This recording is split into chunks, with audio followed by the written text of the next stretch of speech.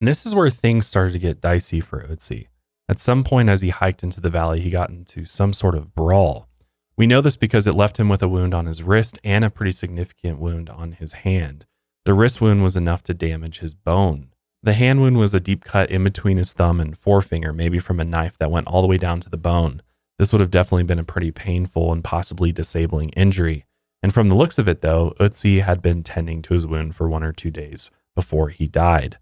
The cut was a defensive wound, and interestingly, Ötzi had no other major stab wounds. He just had some bruising and scrapes on his hands, torso, and arms from that fight. Scientists found traces of moss on his body, which led them to believe that he used the moss as sort of a primitive band-aid for the hand wound. So that means that Ötzi likely got into some sort of fight that day, and since he didn't have any other wounds from this suspected fight, scientists think that Ötzi ended up winning the fight. He might have even killed the person that wounded him.